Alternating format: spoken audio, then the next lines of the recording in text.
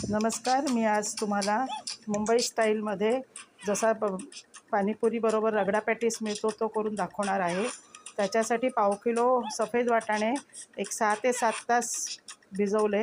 चांगले टम्म भिजल्यानंतर त्यामध्ये हळद आणि थोडी मीठ घालून एकत्र करून तो कुकरला एका टोपामध्ये लावून दिला कुकरच्या भांड्यात।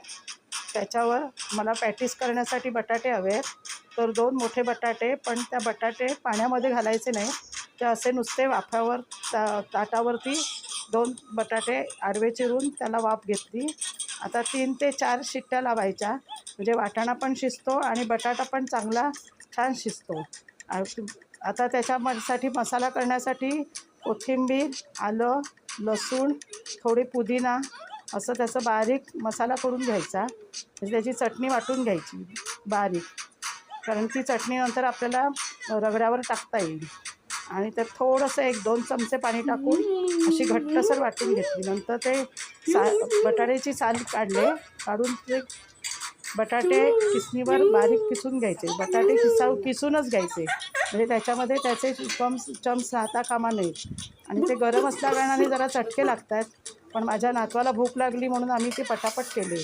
त्यानंतर पूर्ण बटाटा शिजून झाल्यानंतर त्यात मीठ, थोडी हळद, थोडा चाट मसाला आणि वरून चांगली कोथिंबीर घालायची आणि त्याचा असा पूर्ण लगदा मळायचा।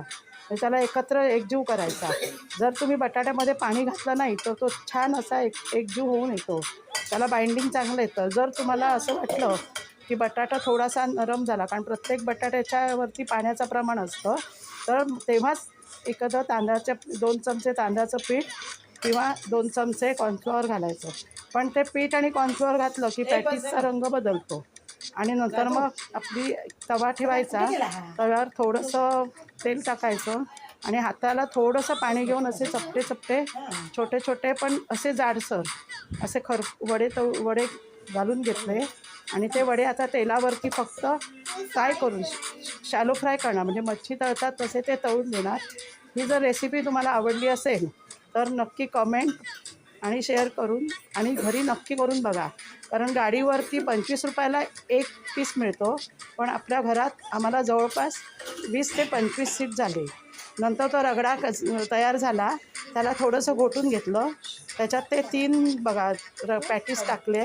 आता त्या पॅटीसवर चटणी, थोडंसं कांदा, कोथिंबीर आणि थोडी शेव असेल तर शेव, पाणीपुरीच्या पुऱ्या असतील तर त्या अशा हाताने बारीक करून घातल्या। इतकी छान लागते आणि घरात पोटभर खायला होते। आता असंच करून तुम्ही करून बघा, खूप छान लागते। गॅसवर ठेव।